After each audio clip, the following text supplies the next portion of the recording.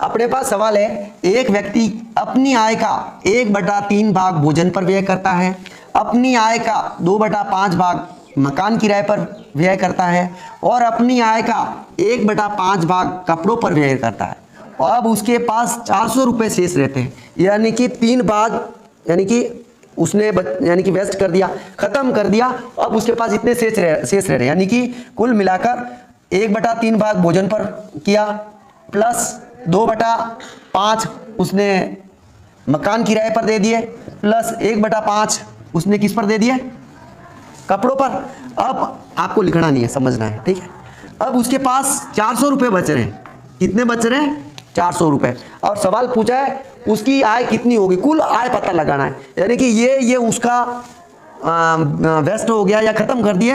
अब उसके पास इतने रुपए बचे, तो उसके पास कुल कितने रुपए थे ये पता लगाना है। तो इन सभी को जोड़ देंगे, इन सभी को जोड़ देंगे, लेकिन सबसे पहले अपने को यानी कि ये जो 400 है ना, वो भी अपने को बटाबटी में निकालना है, यानी कि इतना भाग कुल मिलाकर ये भाग ये भाग ये भाग। अब बचा हुआ कितना भाग है वो पता लगाना है। उसके पास टोटल 1 भाग होता है, हमेशा किसी भी चीज का भाग कितना होता है? 1 होता है। कितना होता है?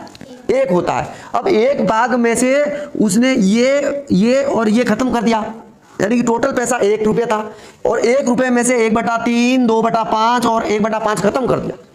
तो लास्ट में कितना भाग बचा? एक बार 400 को नहीं देखना है, और लास्ट में 2/3 बचता है, 4/3 बचता है, वो पहले पता लगाना, फिर इस सवाल का आंसर निकलेगा। तो आपके बाद में इजीली आंसर निकल जाएगा। अब मेरे पास टोटल 1 भाग था और उसमें मैंने इतने इतने इतने वेस्ट कर दिए, तो शेष कितना भाग बचा? शेष कितना भाग बचा? वो वैल्यू 400 की हो जाएगी, वो वैल्यू 400 की हो जाएगी। उसके बाद अपने को किसी की भी वैल्यू निकालनी हो तो आराम से पता लगा लेंगे। तो अपने को अपन इसको ऐसे भी कर सकते हैं, 2 तरह से कर सकते हैं, या तो इन तीनों को जोड़ दो फिर 1 में से माइनस कर दो, या फिर इन तीनों को डायरेक्ट 1 में से माइनस कर दो, क्योंकि 1 भाग अपना था। टोटल कितने भाग थे?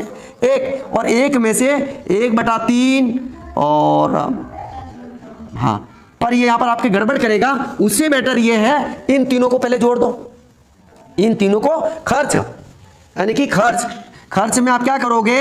इन तीनों को जोड़ दोगे, 1/3 प्लस 2/5 प्लस 1/5। जल्दी से जोड़ो इसको, 14/15 आ रहा है कंफर्म? लगभग लसा 15 आ गया।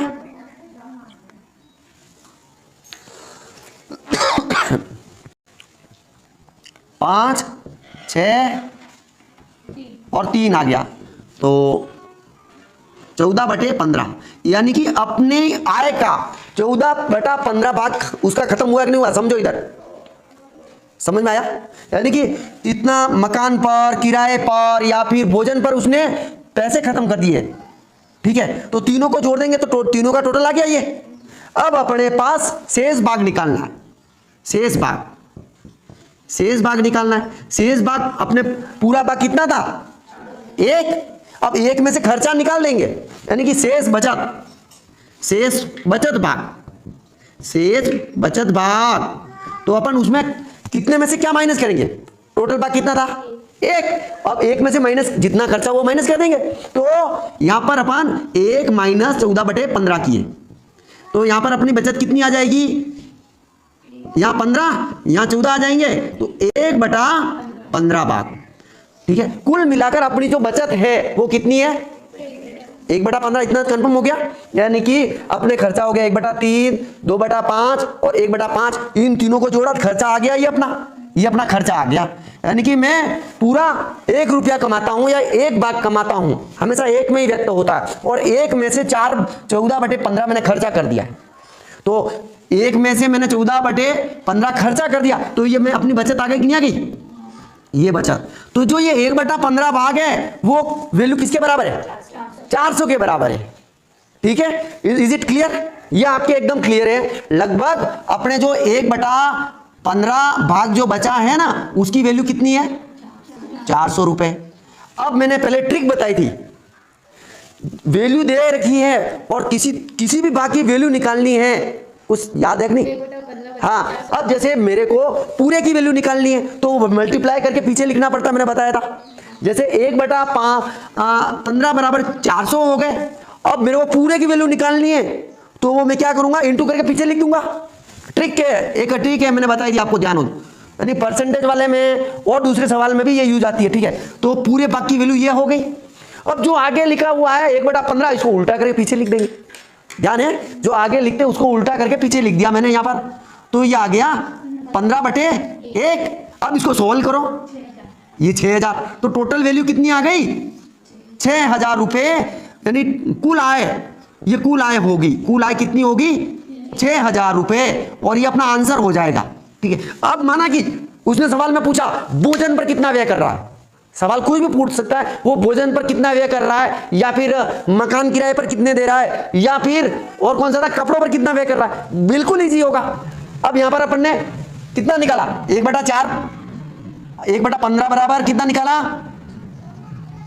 400। अब अपने को देखना है जैसे कि भोजन पर निकालना है या फिर अपनी आय का मकान किराए पर। मकान किराया, तो मकान किराया कितना है, 2/5, तो 2/5 यहां मल्टीप्लाई कर दूंगा मैं, ठीक है। अब जो आगे लिखा है उसको उल्टा करके पीछे लिख दूं, 15/1। पहले अपन ने यहां पर 1 लिखा था क्योंकि पूरे का निकल रहा था। अब मेरे को जिस भाग की वैल्यू निकालनी है उसका मल्टीप्लाई करके यहां लिख देता हूं, ठीक है। ये 5 के 5 से कट गया 3 बार। अब इसका मल्टीप्लाई कर दिया 8, और 8 या 2400 रुपए उसके किस पर खर्च हो रहे हैं, यानी कि मकान किराए पर 2400 रुपए खर्च हो रहे हैं।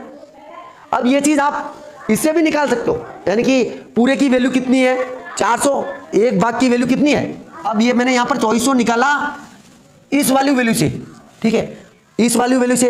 अब पूरे भाग की वैल्यू कितनी थी, पूरे भाग की वैल्यू कितनी है, 6000। अब मैं माना कि मेरे को 2/5 भाग की वैल्यू निकालनी थी, तो अब मैं ये क्या करूंगा, इंटू 2/5 करूंगा, और जो आगे लिखा है उसको उल्टा करके पीछे लिख दूं।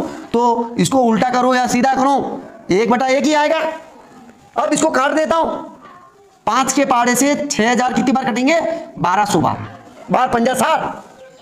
अब 1200 का गुणा 2 से करता हूं तो 2400 आए कि नहीं आए। मैंने दो तरह से निकाला ये 2400। एक तो पहले माना कि इस आधार पर 1/15 भाग की वैल्यू 400 थी, उस आधार पर मैंने 2/5 भाग की वैल्यू निकाली, तो कितने आए, 2400 रुपए।